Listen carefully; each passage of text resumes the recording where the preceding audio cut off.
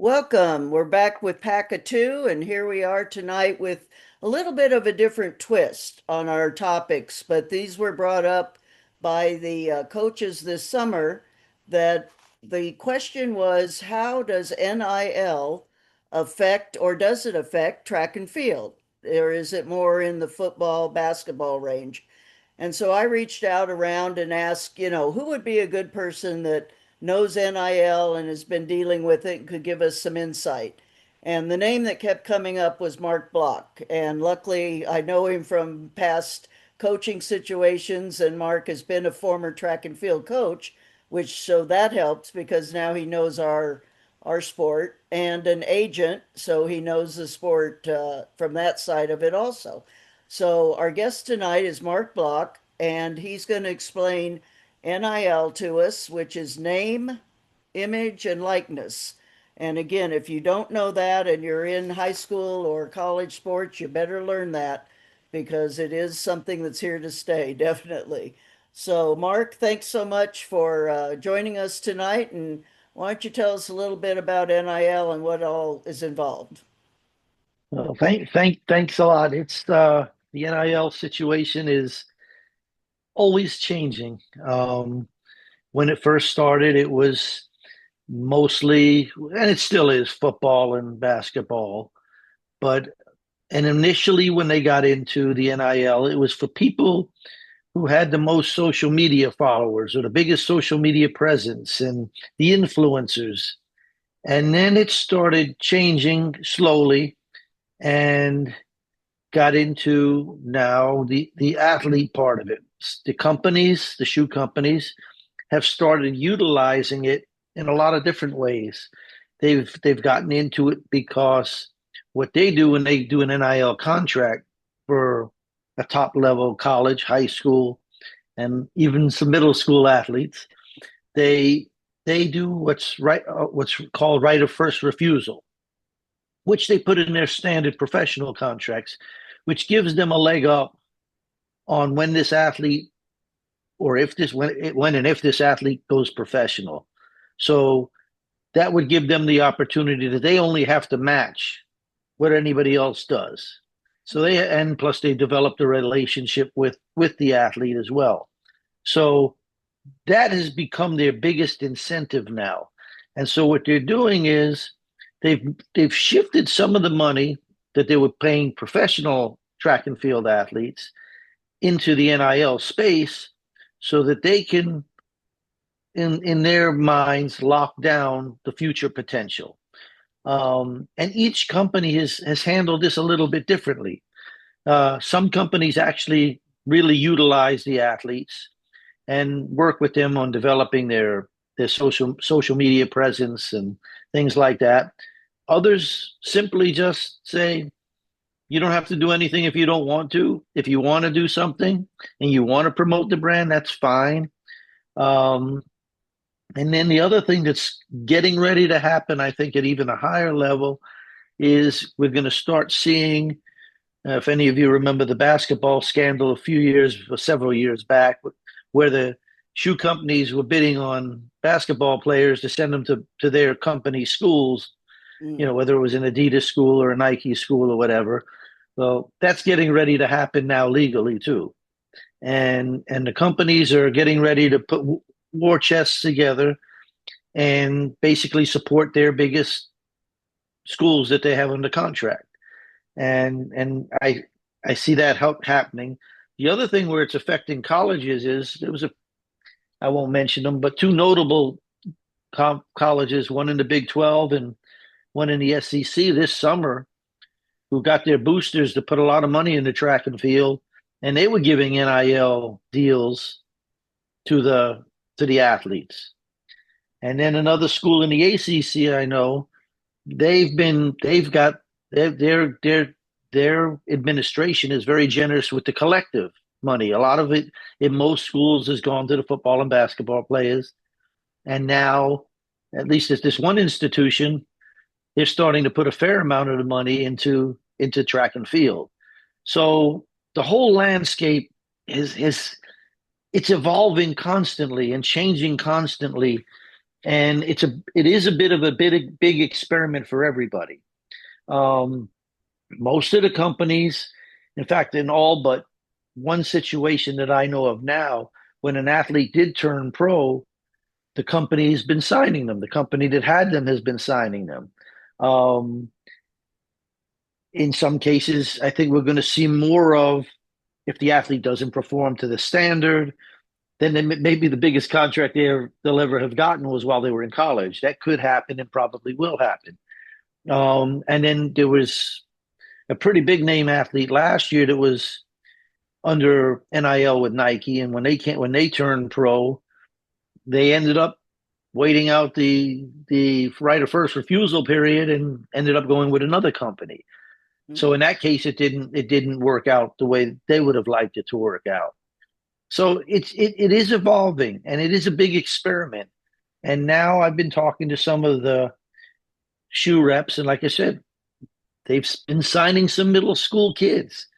And the only I can't stomach that, but the only good thing about that is at least they still get to go to college.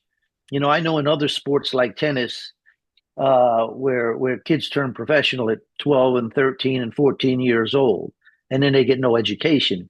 At least in this case, they're still going to university, they're still getting educations, and they're making money while they do it. And the dollars have been getting bigger and bigger and bigger. The first track and field NIL deal that was done, I think I did it, was for $20,000 back in just 2021 for 2022, and then now they're into the six figures. My So God. there's six-figure college athletes making, or at college track athletes making six figures, while they're staying in school. I mean, a lot more than some of the pros that are out there are making. Yeah, I mean, that's the good news is that it is almost for some of these athletes, it's better financially to stay in school Mm-hmm. under NIL than to quote, like you say, go pro, where you never know what you're going to get in that. Now, you mentioned the collective, and for people that aren't familiar with the collective, could you go back a teeny bit as to what all that is involving? Well, the collective is that's where the athletic department now. Well, there's two things. The collective is where the athletic department, through boosters or sponsors, they raise money for NIL deals. The other thing is the what is it, profit sharing or revenue sharing they have now also, Hmm. which is where the universities are required to give a percentage of the money they earn back to the athletes. And so again, most of that money, football and basketball, but some universities where it's more important for them, it's going into track and field. I know a high-powered SEC college track coach who's beside himself because his university isn't giving him any of that. Oh, And while other teams in their conference, it's just the opposite.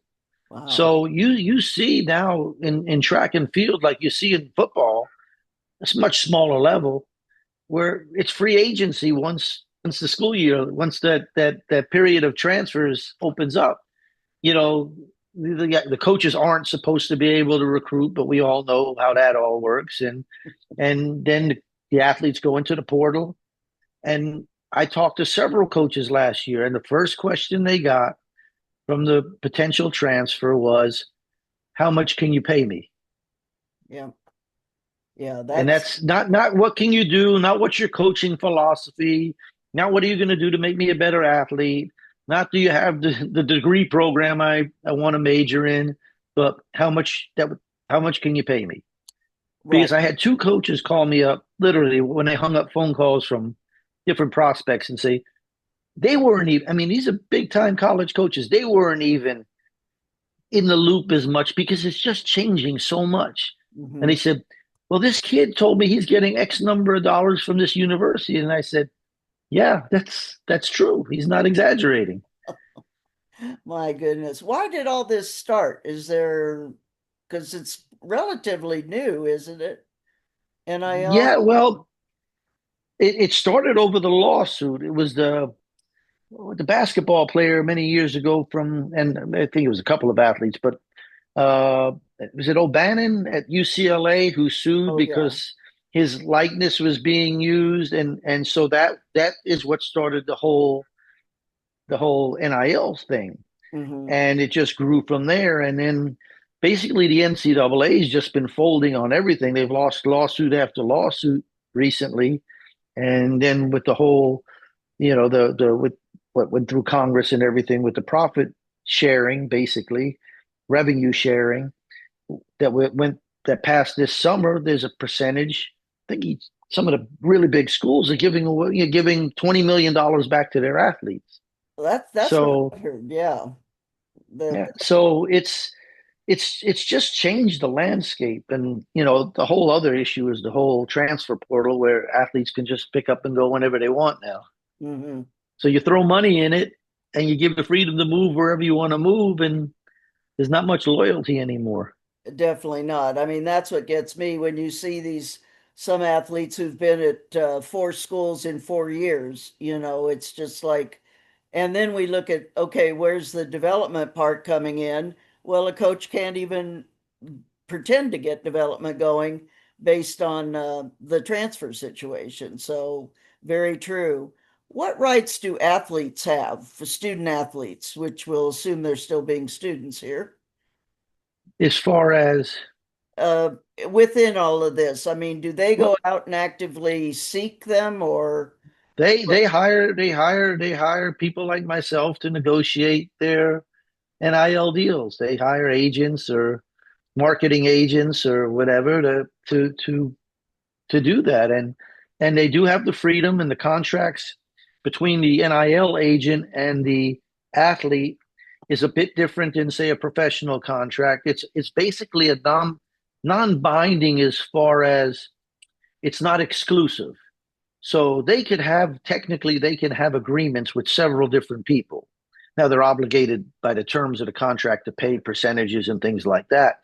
But they can actually have several different people working on their behalf to help get them marketing deals. And they're even being pursued on social media for certain deals. I know one athlete that we work with that was approached by Starbucks to do a promotion, or another one by Uber. So it's not just shoe companies. There's other deals that can come along for these athletes as well. yeah, because it could just be like your local car wash or something, right? Yeah, yeah, yeah. You could have a local car dealer that can do an agreement with an athlete. They can give them a car technically. I mean, Right. all the things you went on probation for many years ago.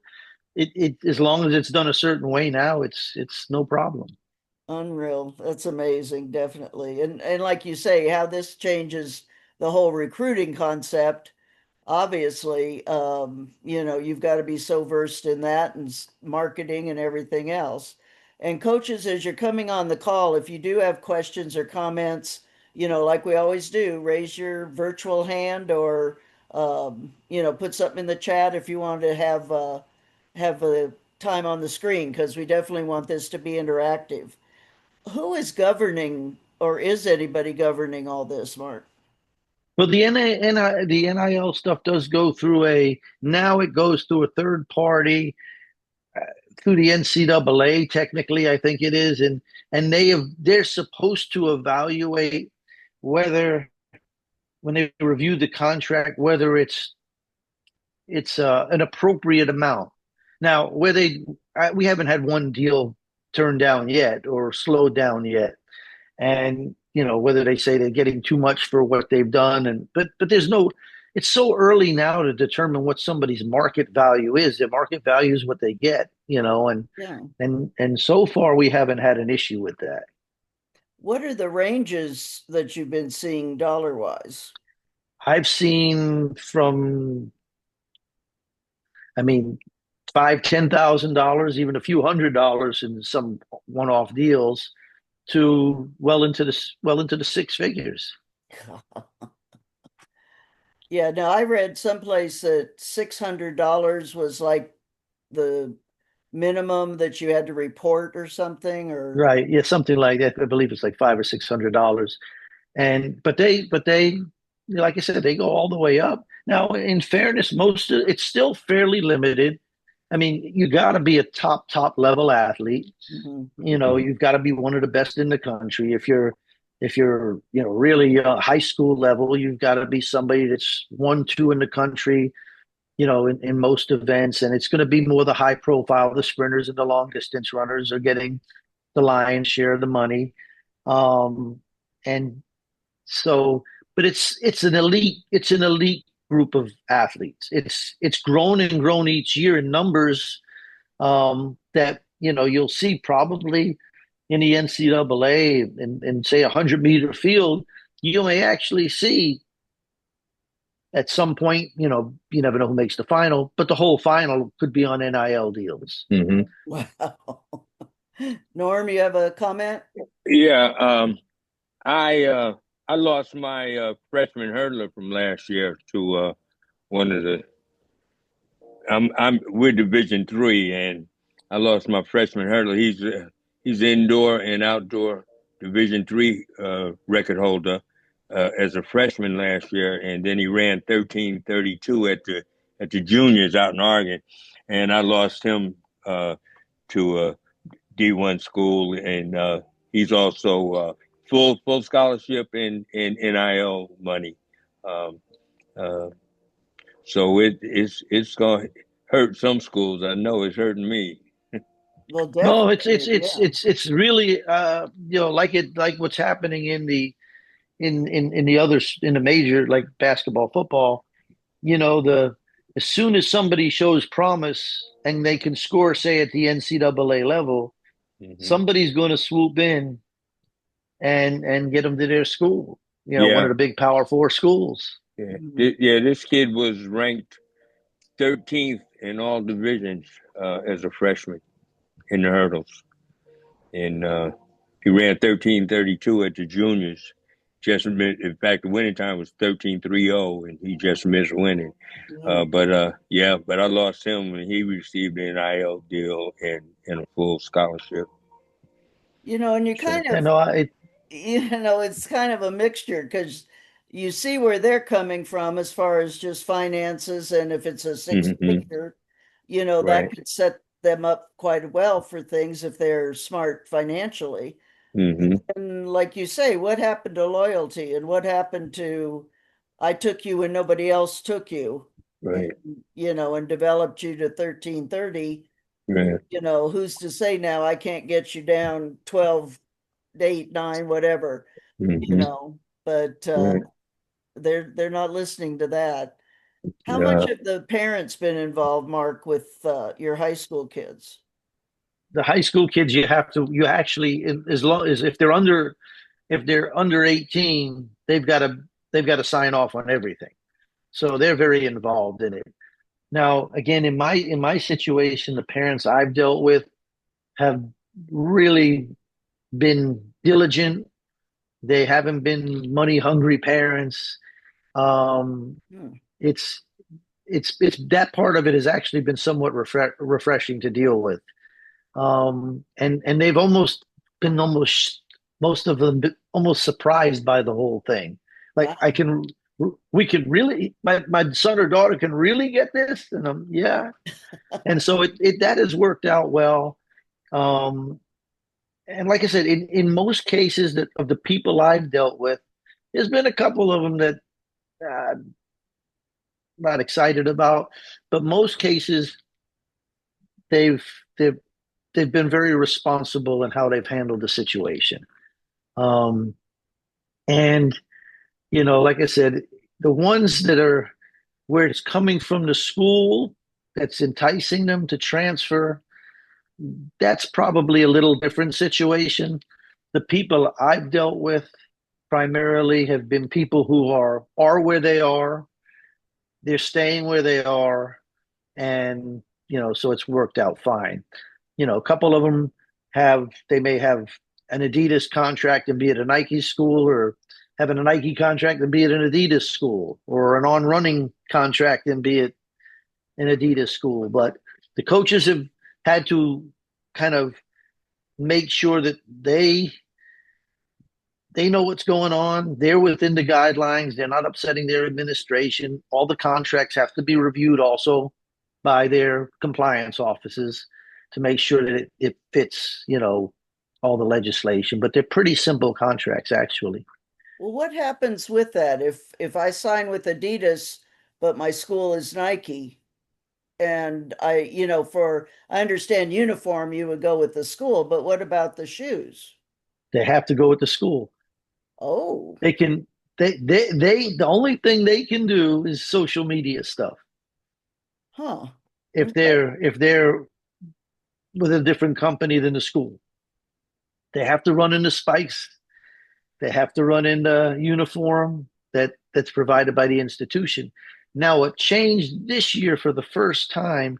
It started happening last year, but now this year, if you're under an NIL deal with, say, Nike or Adidas or On Running, when you go to USA's, which is not a collegiate event, or Mhm. if you get invited to a Prefontaine type of an event in the off season, then you have to wear that. Then you wear that shoe company's equipment. That's when they can get something. And they just really started pushing that this year for the first time. So I can see a lot of foot injuries coming down the pike potentially if they're flip-flopping on these shoes back and forth, Mm-hmm. Yeah. Actually, especially. we had a girl that her dad used to work for Nike and we're in Adidas school, and she got it worked out with the trainer saying like she's always had like shin splints when she wore anything other than Nike. So then we just had to put tape over the Nike symbol and she could wear whatever she wanted. But she's not on an NIL deal, but I think they're going to end up finding ways around it with injury exceptions, basically. That would be That's my thing, yeah. yes, that's that and that's something right there. That's a loophole some of the companies are starting to talk about. Yeah. They're trying they're gonna try to exploit that avenue so that if you're at an opposite school and an NIL contract, they're going to say, well, it's for medical purposes that they can only wear this shoe and not that shoe. So that's going to get really interesting at some Yeah, point. that's what I'd do. VJ, you had a question here about amateur. Yeah, I kind of actually two questions. My phone's on 5%. Apparently, I don't. It doesn't last long here on the beach. But for like some of these deals, like last year we had an international. I know they can't get NIL deals, but from his home country, Nike had offered him this deal. It ended up only being about $10,000 a year, so he ended up turning it down, and now he's competing in the NCAA. But I was wondering if in the U.S. Are any of these deals uh like are they offering anything that would disqualify them from being like able to do final amateurism, or is everything now structured so that they can basically still run in the NCAA, or what is like keywords we have to look out for that would disqualify them? Nothing in the NIL space would disqualify them, and that is the beauty of it is that they can compete. No fear of losing their eligibility. These contracts are just that's why the contracts need to go, should go. All of ours go through the school, the university's compliance office to make sure it meets any regulations. But the contracts are basically quite simple. There's nothing, they're not based on performance, they're based on your image and likeness. So there's no performance bonuses within the contract at all. And another thing, it used to be that non-American athletes can't get NIL deals, but now they are getting NIL deals. Oh, Yep, Is that through we've their done. home country? No, it can be through the U.S. so that's new this year, right? Is Uh, there something different they have to do on their visa, or is there like some exception for NIL? you know, I haven't, I haven't dealt with that end of it, but we have had people from different countries now in the last 6 months who are foreign nationals that are on NIL deals now Wow. at major institutions. That it, yeah, because that was one thing that I had thought that foreigners couldn't get the U.S. NIL, but oh goodness. So now Pandora's box is just gapping open and not going to be able to get closed at all. I know a Kenyan athlete that's running in the NCAA who's got an NIL deal. 100%. I know that. Wow. And thanks for that. That my other question was like, what are like the standards? Like, so if a kid like asks, like, "Hey, what do I need to do to get an NIL deal?" Is it basically can you score at the national championship meet, or is it more like you got to be able to um, make the final at Olympic trials? Like, what's kind of the standard that they look for to get a deal? It varies a bit, but if you're going to be different events, okay, so 100-meter runners, if you can make the final, if you're projected to make a final in the 100 meters, you've got a very good shot at getting something NIL wise. If you're a 1,500-meter runner and you're somebody who looks like they can make the U.S. Olympic trials final, if they're an American, NCAA finalist, top half of the final, you can probably get an NIL deal at some level. Now, is this something where the athlete or the parent would initiate it? Or is this something where you, as the agent, quote unquote, go out and find kids or We if we feel like somebody's of NIL caliber, reasonable level contract, we'll go to solicit the athlete. In my case, I go through the coaches and to the athletes and their parents. But okay, Norm? So, yeah, what kind of standards do the colleges use then? If the uh, colleges that do it, that is, like I say, I know of two that have really exploited it last year, in the summer or end of spring summer, and they both those schools were going after NCAA potential one. Some of the people they signed, I don't know why, but potential NCAA scorers.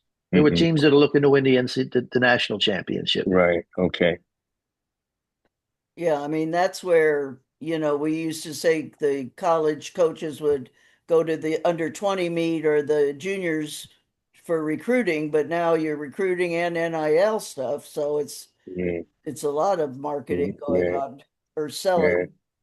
How does the athlete, in your experience, Mark, and maybe Norm, if you've seen it too, is how Hmm. is the athlete handling all of this? Well, my kid, it was through his parents.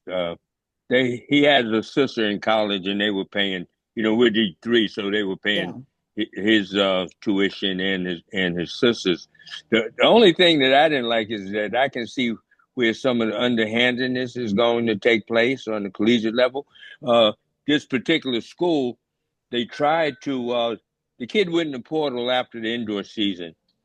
Then they tried to talk him into to not running outdoor season, so he would have 4 years there Mm. outdoors.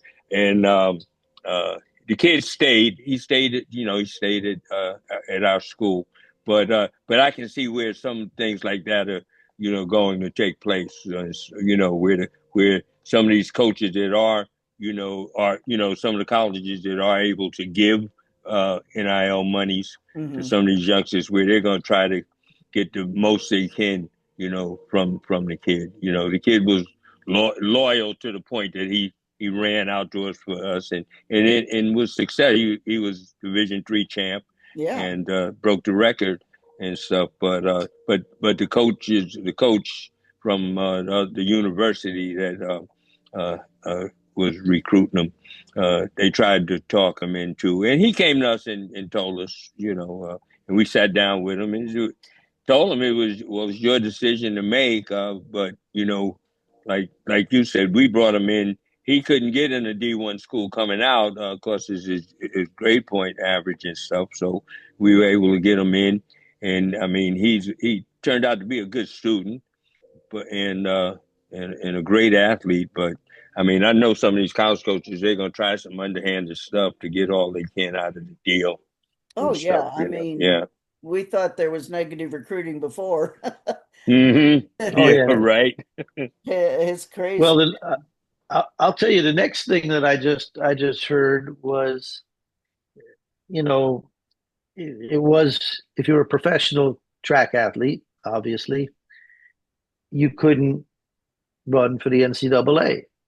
And there's been a bunch of noise recently in the last year, 6 months again, with some of the Kenyans who have supposedly been under contract with shoe companies and agents and whatever, and running in the NCAA. But I was talking to a college coach last week, and with this latest ruling from the NCAA, I don't know if it's finalized or not, with players from the G League, which is the minor league for the NBA, coming back and playing in the NCAA, Oh my God. that their Wow. compliance officer basically told them, said, "What do track athletes normally make?" And this coach said, "Hear about this." And they said, "Well, if that's the case, we can probably get almost any track athlete eligible." Mm. Wow. Well, if that's the case, it's really going to change the landscape of what we're dealing with. It sure is. Yeah, because I was going to say if the pro athlete, who in many cases is earning, quote unquote, less than what the NIL contract is, Yeah. if they come out, let's say a sprinter comes out and isn't that good, but, is making a few thousand here and there. Yeah. So Mm-hmm. now they could go back and finish their college eligibility, is what you're saying, if that goes Yeah. in. Yeah, Yeah. I know that. I don't know how it happened, but I know 2 years ago there was a UNC women's tennis player who won when you win the NCAA tournament, you can get a buy into the U.S. Open. Mm. So if you play in the U.S. Open, you get $80,000 for the first round. So the woman had a choice of going back to UNC or keeping the $80,000. Mm. And in her case, I don't remember how it turned out, but she appealed and whatever. I heard, I'm not sure about this, that she got eligible. Last year at the University of Miami, same situation happened. Their female tennis player won the NCAA, played in the US Open, actually declared that she was going pro. And I knew the coach because I know the tennis coach who was appealing it, and ended up didn't play the or the fall season or the winter season, but ended up playing, somehow getting eligible again to play the spring season. Now, I don't know if they did never accepted the money. I don't know if they gave the money back, but they did get eligible. So, with this G League Mm. decision, Mm-hmm. this can change a lot of things. Yeah. Well, and that could even be in baseball too, right? Where so many of those guys sign. Yeah, they sign these minor Oh, league deals. league They deal. get the signing bonus, but after that, they're making coins. Yeah. Mm-hmm. Yeah. Mm-hmm. Oh my goodness. Mm. Well, this will be interesting. Yeah. If I'm a parent and people of a very good athlete, people are, hounding me, what are some red flags or yellow flags that I should be watching for? Or what are some of the, should we say, negative things that people are trying to do? The usual, promising the world, and somebody starts to promise you the world, at least in track and field. Like I Mm. said, you Mm-hmm. can get pretty good deals, depending on the level of athlete you are. But you should know if you're not in a certain event through being sprints, middle and long distance, and you're Mm-hmm. not one of the very, very best in the country, Mm-hmm. if somebody's telling you they're going to get you NIL deals, they're probably singing a fairy tale to you. Mm-hmm. And it's when you start hearing, again, it's always better to talk to a few people, because usually if you talk to a few people, most of them are going to be honest. Mm-hmm. And if there's one person that's telling you they can do much more than everybody else, it's usually a red flag. Mm. Yeah, right, right.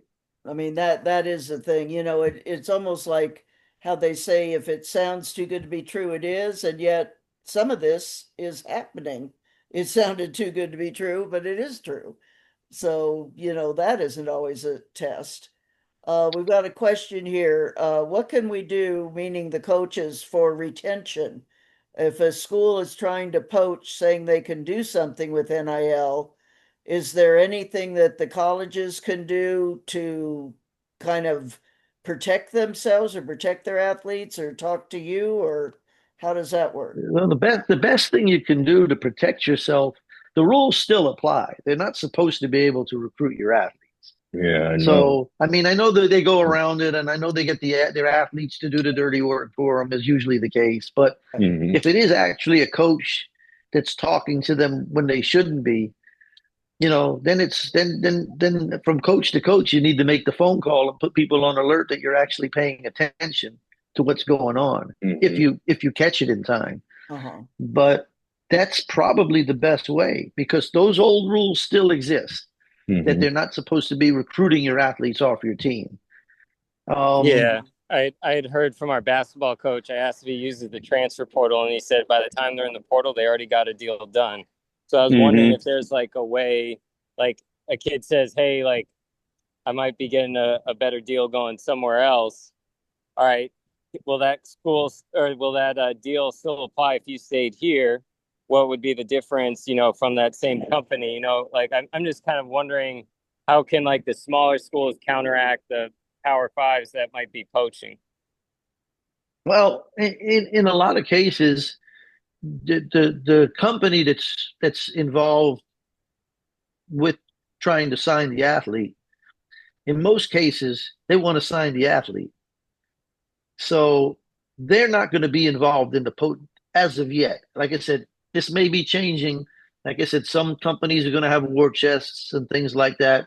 That's definitely coming at some point. Mhm. But at this point, there may be another company out there that doesn't sponsor teams like an on running in a distance space, and now in a sprint space because they have signed some sprinters and they're planning to sign more. They're not affiliated with any institutions. So for them, it doesn't matter. As long as the athlete's in a place where they can continue to develop, and in most cases, the athletes have developed where they are. That's why they're in the position they're at. Yeah. Hmm. So that would be another way. Is if yeah, if you talk to somebody like myself, perhaps if the athlete was willing to stay, if they still were able to get an equal deal, you know, that may do it. But what's happened in some of these cases is where the institution actually is the one with the money. Hmm. Like I said, I know of an SEC school last year and a Big 12 school last year.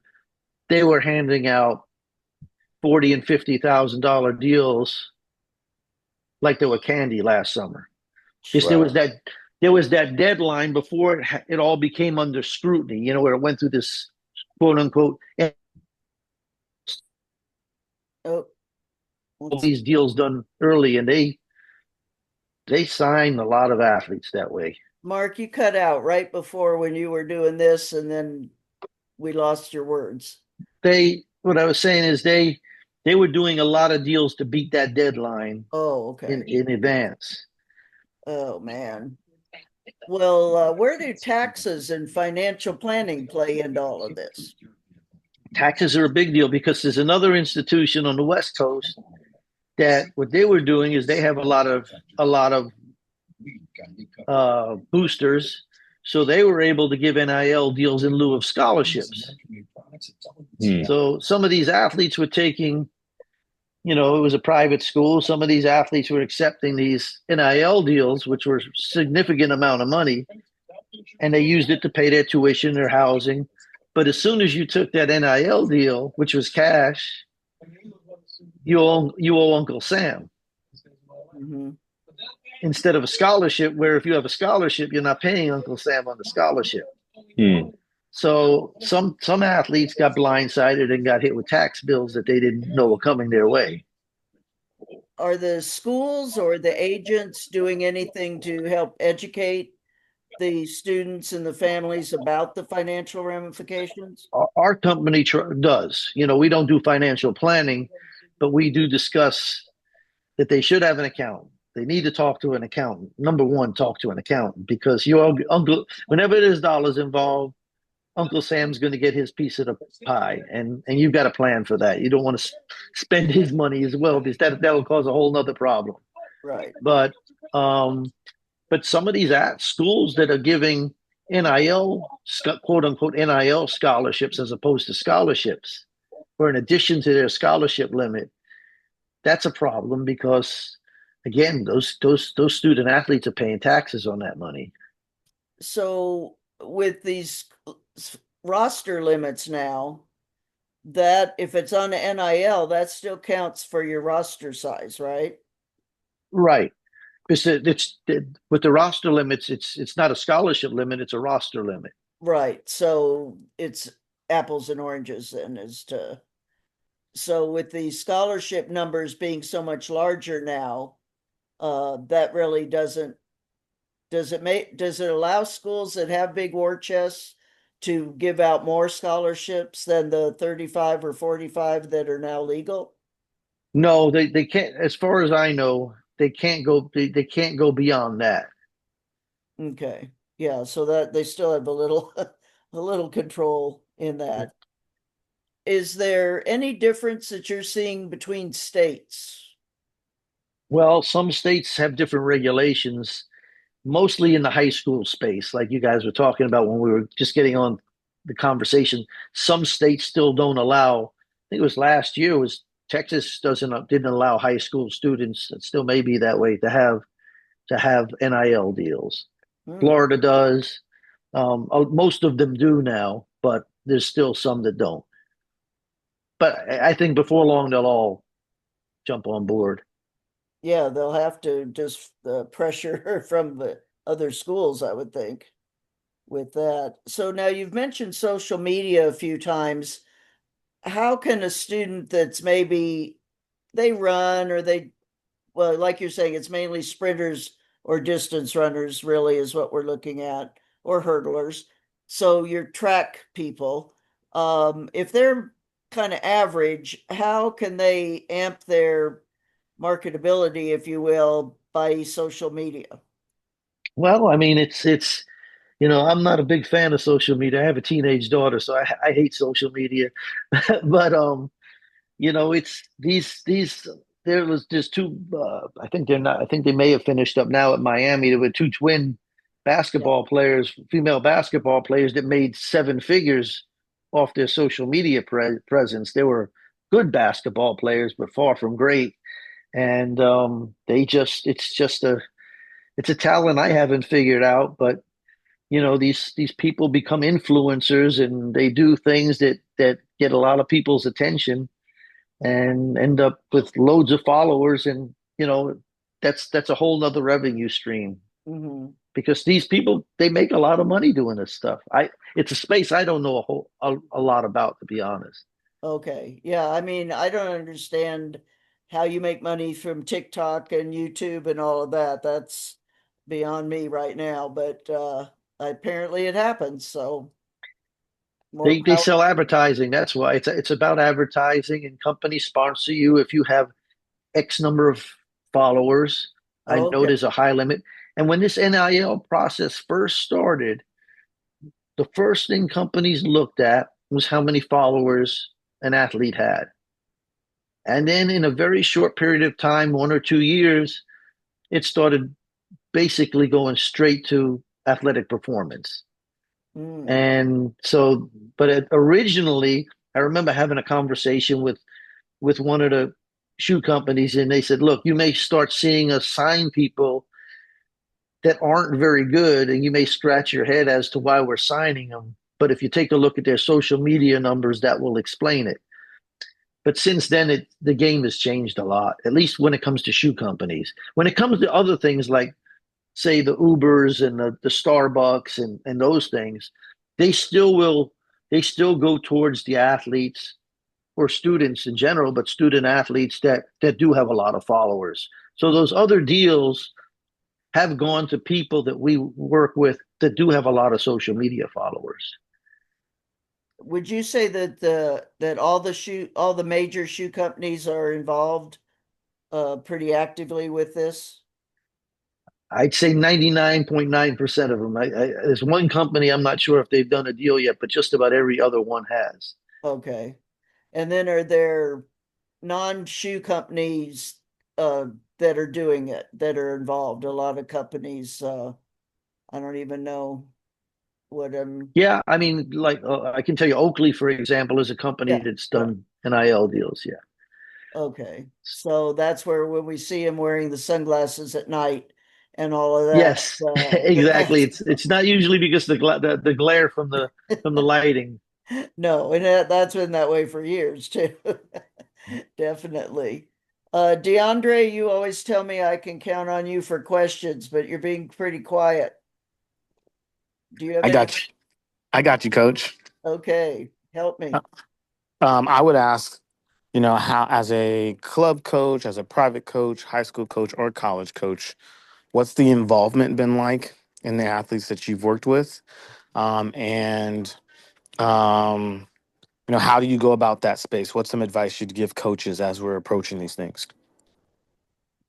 As far as advising their athletes, as far as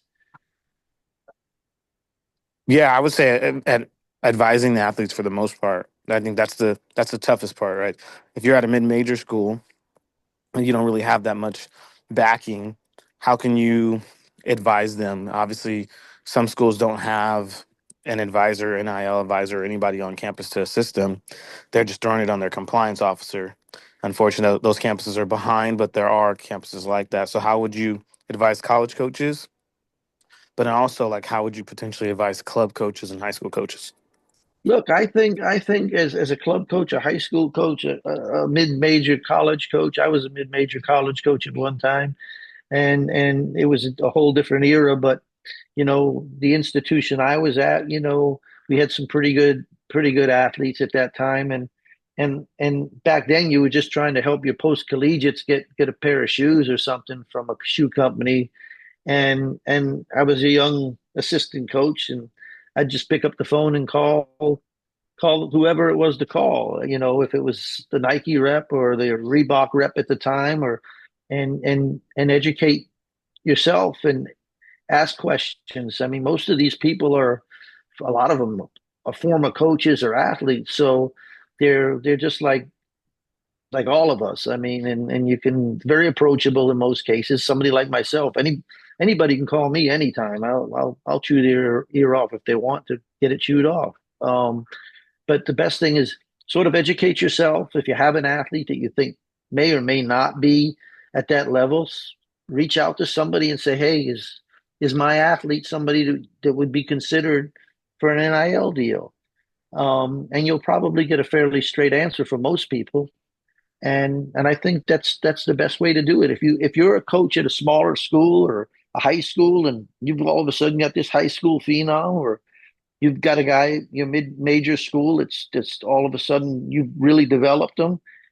Don't be shy about reaching out and trying to you know find out as much as you can, and then direct the athlete in the best direction you can. Hmm. Thank you. And to follow up, have you seen any coaches kind of like mess up opportunities or make big mistakes in this situation? Can you kind of shed a light on that? Trying to think. um Off the top of my head, no, I haven't. Yeah, off the top of my head, I haven't seen anybody do anything that harmed the athlete. In a lot of cases, a lot of the coaches have kind of taken it's moved faster than they've picked up on, even at the top level of college coaching. Like I said, just this past spring, I had two coaches in the SEC call me up and say, "Hey, Mark, what's going on? I mean, I'm recruiting. These kids are in the portal. I'm talking to them, and they're asking me about money." And they were caught off guard by that. And so these are coaches at the top level, and so it's just changing very, very quickly. I haven't seen anybody trip anybody up. If anything, I've maybe seen some overmotivated younger coaches, which we all were at some point, me about 40 years ago, maybe think their athletes are a little bit better than they are, and maybe say, hey, maybe you should get an NIL deal, and they're not quite at that level yet. But I haven't seen anybody really trip anybody up. Yeah, because that could be a recruiting thing, like you say, for a mid-major or middle level college where the coach is like, well, yeah, I'll get you NIL and I'll get you this and that. And they don't really have the background to really produce it. And of course, that's when the kid gets disgruntled, family's disgruntled, and that usually will not last very long. So the education part on the coach's side and on the family side, I would say is really important too, then to just see what's happening. And of course, who knows what we're saying tonight can be totally different in 2 days or a day Yeah, even. it's changing so fast. I mean, if we had this conversation 1 year ago, it would have been different than it is now. Yeah. Oh my goodness. Well, is there any positiveness to all of this other than people getting money? Look, I think there is. Like I said, I think in a lot of the cases, almost I'm trying to think of a bad case. I haven't had a bad case that I know of where any of the athletes have kind of lost their head because they've made some money because heck, I guess life's so expensive nowadays that what sounds like a lot of money to me isn't maybe Yeah. as much money as it sounds like. But no, most of the kids have kept their heads on. Um, it doesn't seem they've continued to stay in school, which is that's probably the biggest positive is now an athlete. I know one athlete that was on the U.S. team this no two athletes that were on the U.S. team this past summer. One of them did turn pro, but they made a pretty big impact.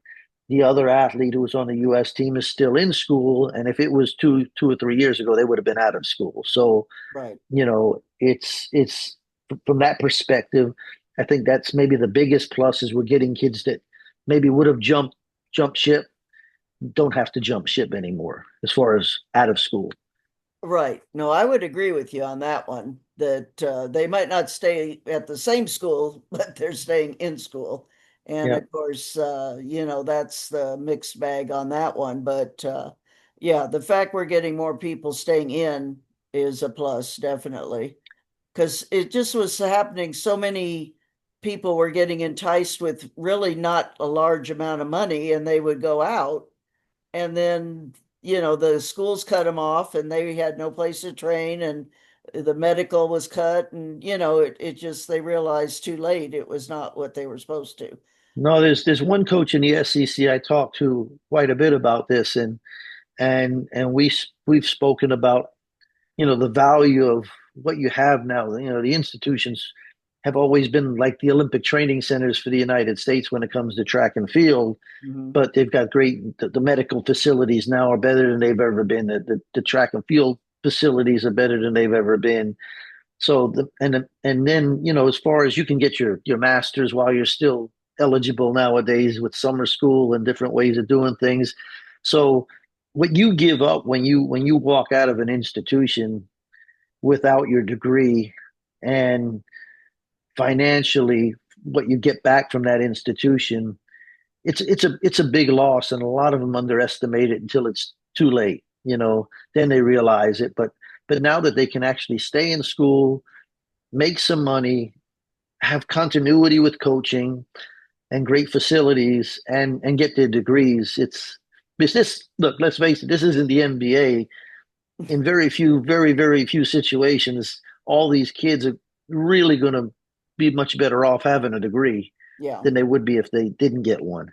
Hmm. No, I think I mean you're definitely right on that, because what I've seen in just working with post collegiate or people that left school is once they leave the school, depending on the how if they left in good terms or not so good terms, they have no access to anything at the school as far as practice facilities, like we say, the training room and the medical and all that. And that costs big bucks, and that'll go through your NIL very quickly if you don't take care of it. So that's a very good point. Will be the stay in school campaign here. Yeah, DeAndre? no, I'm big about that, and what I've learned, back when I was growing up or when I was younger, or even not probably not that long ago, used to be you can go to any high school and get on the track and do what you need to do, but nowadays there's no chance. You No, can't get on those everything's facilities bottleneck. anymore. And weight room. I mean, it's Yeah. just no, it's across the board. That's why I'm coaching at different high schools here so I can get keys. I mean, it's crazy. DeAndre, your hand is up. Yeah, no, this is good stuff. We appreciate it. I have another question. How as a coach can you help initiate or support in them getting attention, advertisement, marketing, without being super involved? I would just, again, same thing. I'd reach out on their behalf, even if it's to somebody like myself and and say, hey, can you help out? Is this, athlete in a position where you can help them? And if they are, then somebody like myself, there's plenty of us out there that are very good at what they do, would more than happily help the best they can. How many agent or is it right to call you an agent on You this? can call me, yeah. I mean, I'm a real estate I'll call agent you an too, so I guess I'm an agent. but I didn't know what the right term was Yeah. for it. But how many, or is it like a track? I mean, the pro agents, are they all? It's the same, yeah. The thing is in track and field, you have track and field agents, and they do the shoe contracts and they do the meets, and then you have marketing agents who have nothing to do technically with track and field, but yet they can do marketing contracts. And then there's people that are in the NIL space. It's the same, basically like a marketing contract. You're doing marketing deals for Oh, athletes. and so is there the percentage and all that basically the same as to what the contract? Yeah, it's basically, somewhere in the 15 to 20% range, depending on who you're talking to. Right, right. Yeah, so and that's another thing that the students need to realize too, that it's a world, be reality that, somebody's helping you get an NIL deal, they're going to expect a percentage of whatever back, and that's part of being in the big world or the real world, definitely with that. So, do we have any Yeah, other questions? Because you guys are coming up with some good ones, definitely, but you're all pretty quiet here.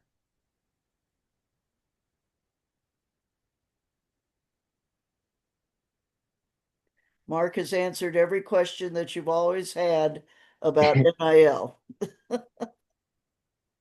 So you see it basically as just we never know what the future holds really as to how this is going to play out.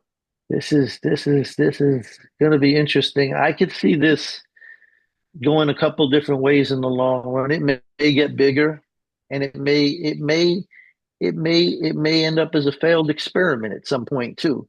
Mm, Like I said, the shoe companies have really jumped on it in the way that they're looking at it for the track and field athletes as a way of securing the young talent so that they right. basically kind of lock them up early for not for what they say relatively not a lot of money.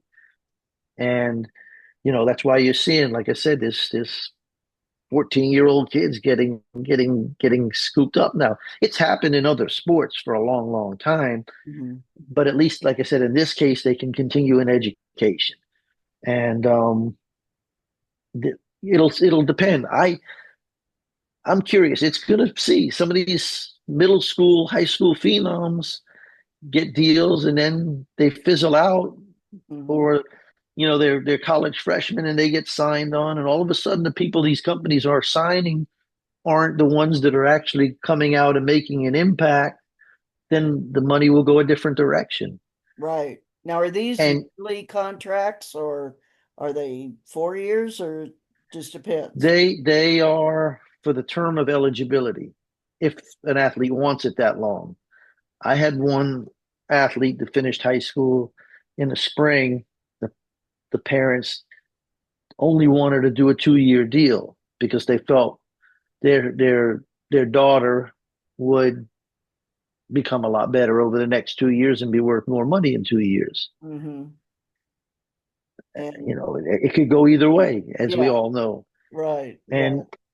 And I know from being a track coach and a track agent that you could sign the best athlete in college, and in 2 years or 3 years they may be right out of the sport. It's and somebody else that everybody overlooked may be the one on the medal stand. So at a Worlds or Olympics. So that's going to be what's going to be interesting to see how those investments pay off for the shoe companies, because that's going to determine how long they stay involved in that space. Right. And that's very true. Like you say, the more often than not, the hotshot youngsters don't always materialize. And Yeah, everybody, I saw that even before NIL got to be as popular now, that and mostly it was with distance runners, where the college distance runner, the hot shot, would get all of a sudden signed, and then that would hopefully lock them in as they went pro. And most of those have not materialized from what I see yeah, on yeah. the No, performance. it's a gamble, and like I said, I've seen it firsthand in tennis, uh, Mhm. from a friend of ours, family friend of ours, who the daughter basically signed a pro contract at 13 or 14 years old, Gee. and it took them 10 years. Now that person is in Grand Slam finals, but it took 10 years to get to that point. And at one point along the road, it looked like that was never going to happen. So, you know, but they didn't have the education that the these athletes are able to have. Mhm. If they don't make it, they've still got the education. How about now as we go down, we've been talking mostly high school, I mean college, but you mentioned high school kids, middle school kids. Do you feel or are you seeing where more recruiting and borrowing athletes, stealing athletes from school to school is happening with boosters? I think it's I mean I like I said, we have a few worked with a few of those kids, the high school ones, and I know some of the middle school ones, but I haven't worked with any of them. And it's just, to me, it's just, I try to stay as far away as I can. But yes, there's people, of course. And at that age, these kids now, because of social media, if one kid's getting an NIL deal, they all want an NIL deal. And Right. that's the name. That's where they're all looking now. That's where the kids are looking. They're motivated differently than the kids were 20 years ago. Oh The yeah. kids 20 years ago were looking to make the Olympic team. The kids now are looking to get paid. Right. And I don't know how healthy that is personally, but No, it's it not. is the society. Right, right. I mean, it is. And those of us that have been around a while can you definitely relate with that. I see Norm shaking his head and just, back then wearing USA on your chest was the goal. And now, heck, you can buy USA online. So, what is the goal? Working out. So it is a whole different world, definitely.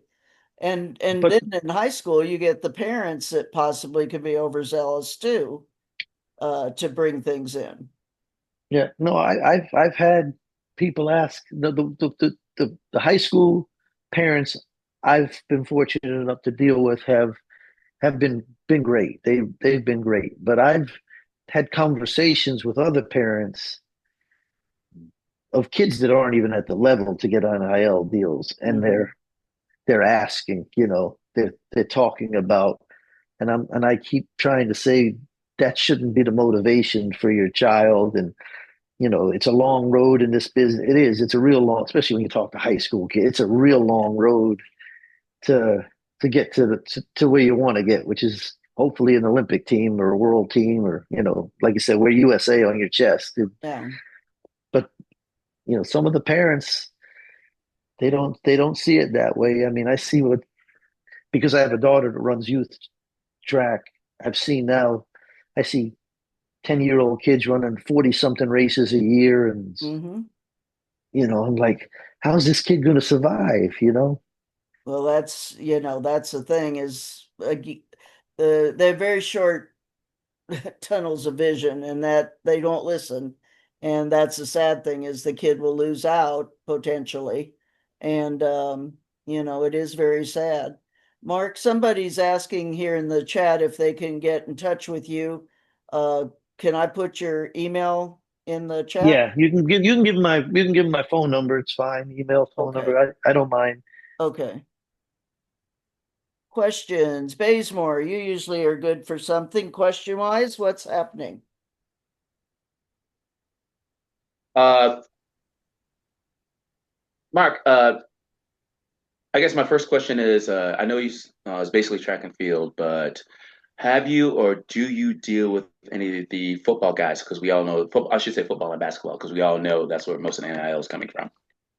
No, I've stayed out of that cesspool on purpose.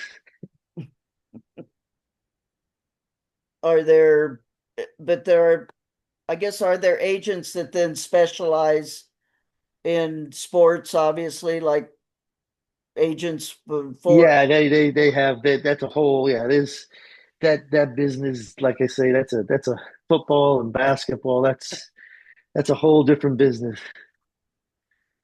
and so, Bazemore, your guy is football, right?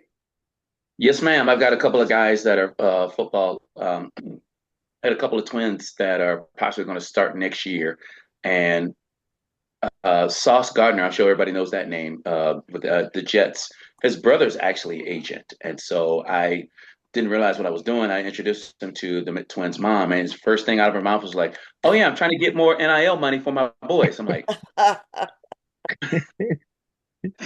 but I mean, they deserve it because they're probably going to start next year anyway. I mean, so it's not a big deal. But I didn't realize that Sauce Gardner's brother was an agent, and that's he literally walking around trying to get guys more money.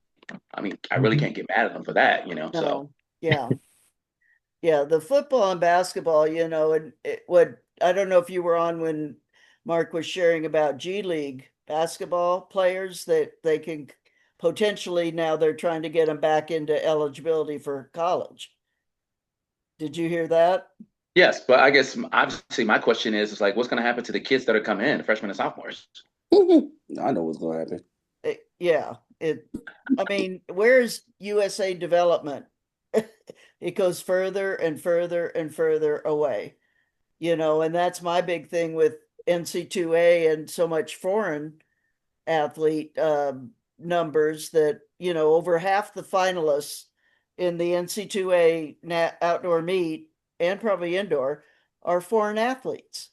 Mm. And, the colleges have to recruit to win. So I understand that. But then what has that done for USA development? And we say colleges are the pipe dream, the farm team.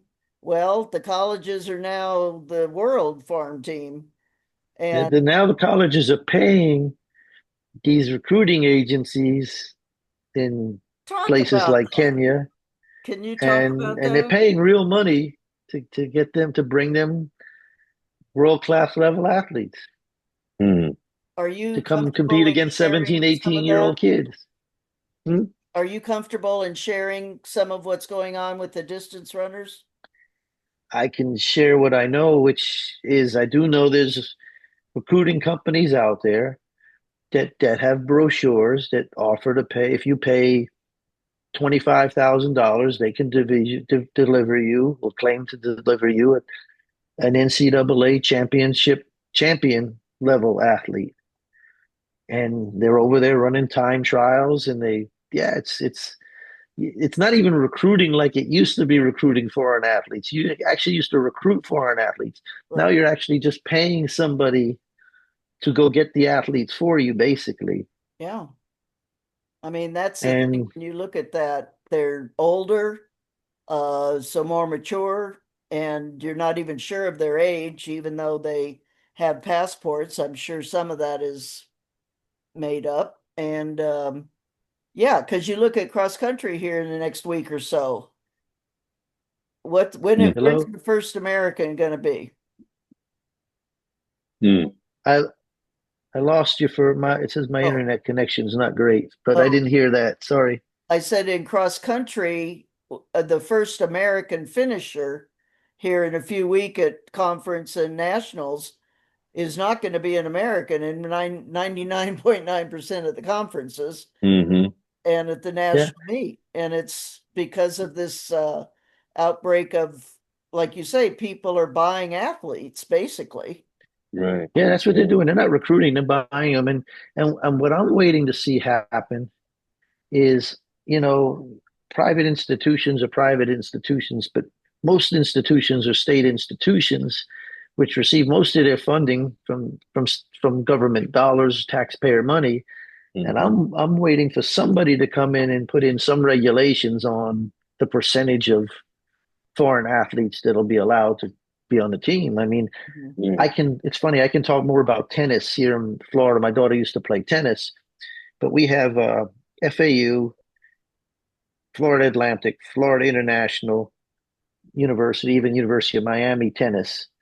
And I know at Florida International, they have 8 scholarships for women's tennis. And a couple of years ago, none of them were American. The same at Florida Atlantic.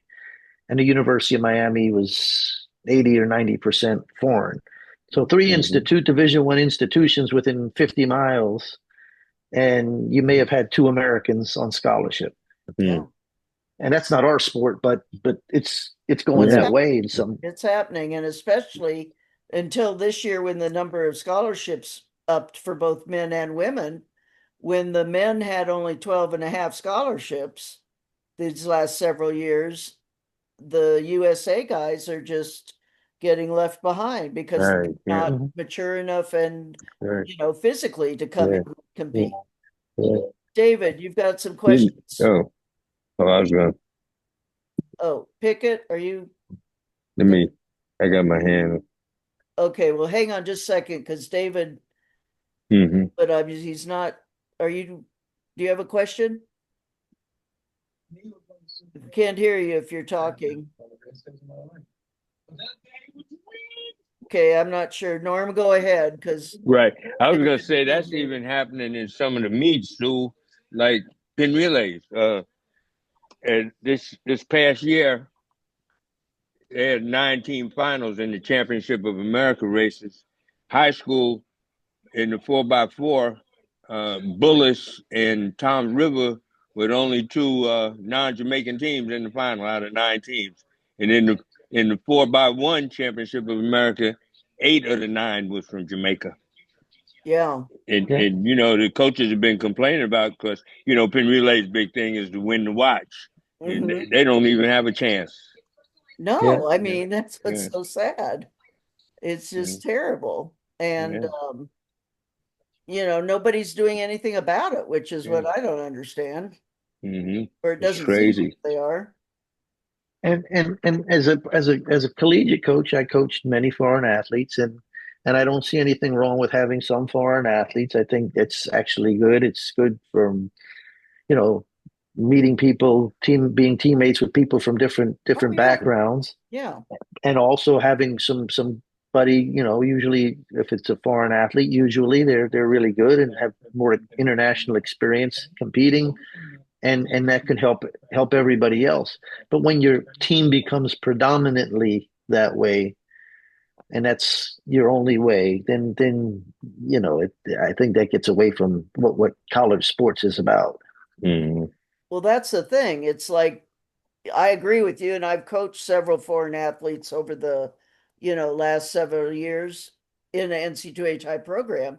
And yeah, there's value there. And of course, I understand how the colleges, like I say, they've got to win. So I have nothing against them recruiting to win and to keep their jobs, but at what expense, with the whole concept.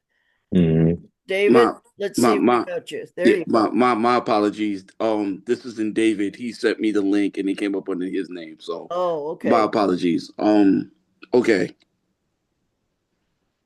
So I'm kind of on the fence with everything, especially being the son of two foreign. parents, and my entire family is foreign. Mhm. Um, Let me ask y'all this: Is it an issue because is it an issue because the Kenyans are coming over and dominating?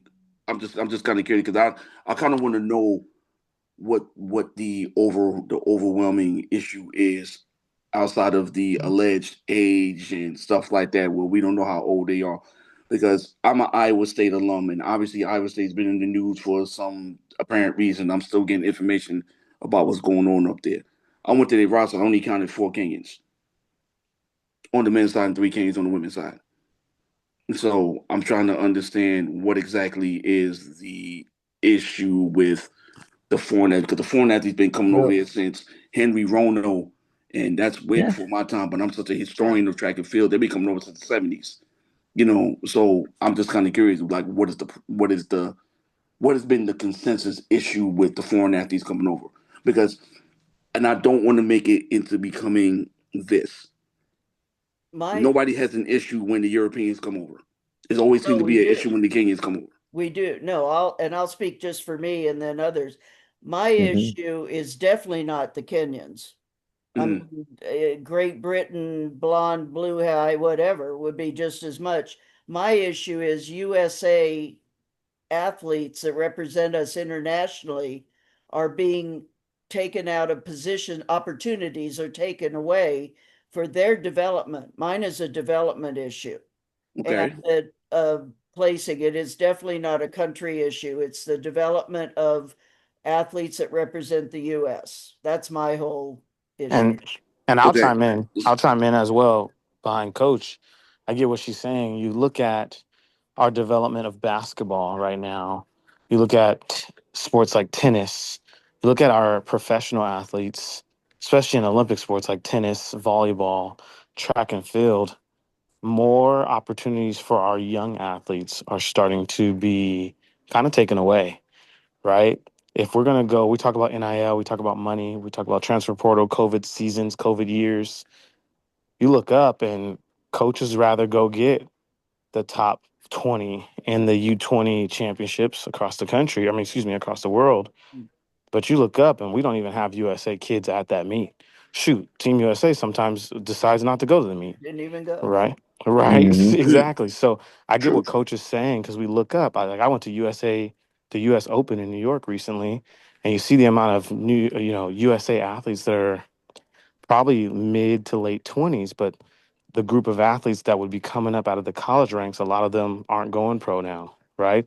We barely have them, especially Olympic sports. It's kind of similar to what happened in the late 80s. We had a lot of shifts in Title IX, so it cut some sports off. Right now, what's going on is opportunities are to be taken from high school kids to be able to develop.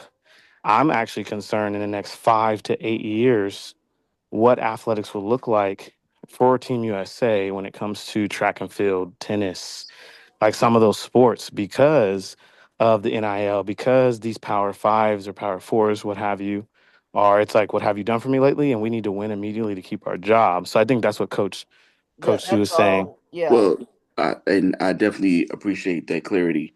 And sorry if Here's it came across no, differently. no, no. You're fine. You're That's never been my Miss issue. Sue. I already. I know you. Trust me. I know your soul's a beautiful soul. Trust me. I already know. Okay. You are always going to be good with me. So let me help Um. you a little bit though on the excuse me, I'm sorry. With the Iowa State situation, again, I don't know anything more than anybody saw on social media. But from what I've gathered, it's the this Iowa State has always had quite a few foreign athletes, and Yes. it's been that Even I way, and was there. it's always been that way since I was coaching in the '80s and '90s. It's Hmm. and I don't think anybody took issue with that. The problem they have now, and I don't know if it is a problem or isn't a problem. We'll find out. Is supposedly there's another issue there, not the fact that the athletes are Kenyans or not Kenyans. Supposedly there's a drug issue there, Mm. and that's only I'm not spreading And a rumor. I'm just saying it's a rumor. That's. right. And But that's supposedly. But I don't know if it has anything to do with where people are from or not. That's. right. I still have people who are still working there when I got my break into coaching. Not only that, I also ran for the late Steve Lynn. Yeah. So I've had, I had my time there, and I still talk to people that's still there. As it goes for everything that's going on with the landscape of college athletics, listen, I was on those phone calls and on those boards when I was literally trying to talk people off the ledge because I saw this happening.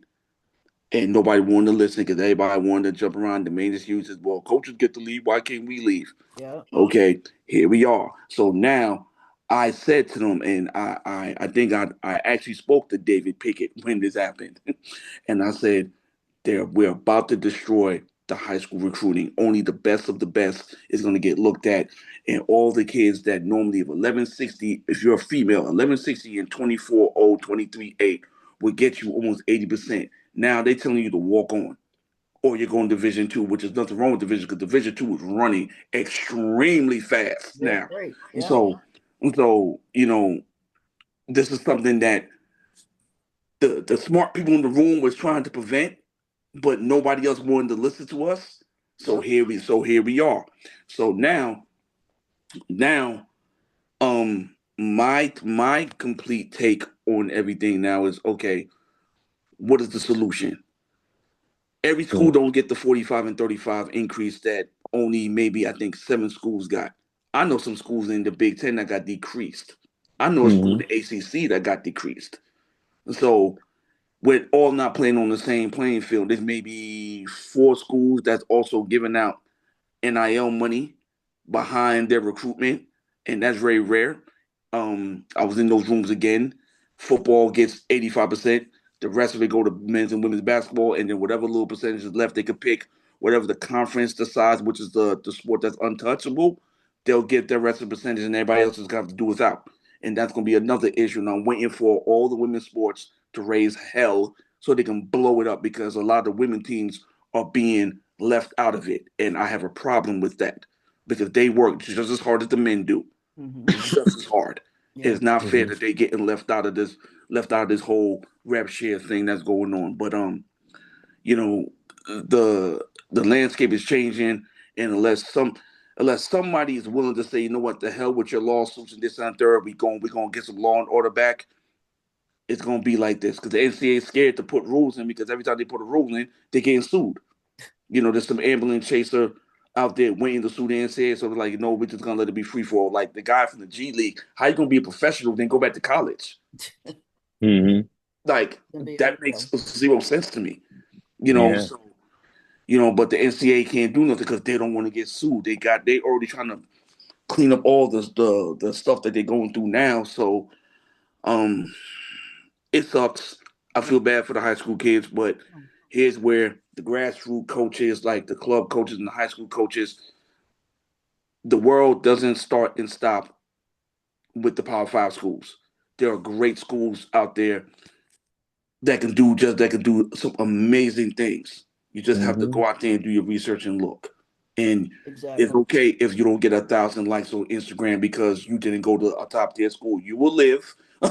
Okay, Yep. you will survive. Okay, your life will go on, but you will also have the great experience, and you don't have to worry about not being developed correctly. Mm-hmm. And doing the things that Miss Sue is saying that needs to happen. That's starting to lack in this sport. So I'm definitely with you on that one.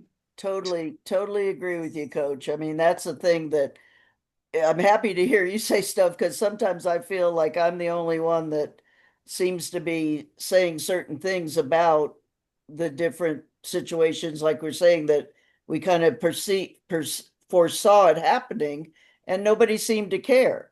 And Mm-hmm. like you say, the NC2A is all afraid of getting sued, so they just sit back. Sit back. And That's right. unfortunately, they've let everybody out of the barn, so there's no holding back. And we could go another hour or two probably with all the trouble, but maybe Coach Johnson and I can take over the world and we'll be get things straightened out here, maybe. But Mark, thank you so very much. We're at time, and I want to respect everybody's time and their evening and so forth. And thanks for all your information because I definitely learned a lot here today, and not always positive stuff, but at least we need to know the landscape and what's happening. So thank you guys so much. Appreciate it. And we will see you next week. Good show. Again, Thank you. It's been a Hmm. pleasure. Thanks, Take care, Sue. everybody. thank you.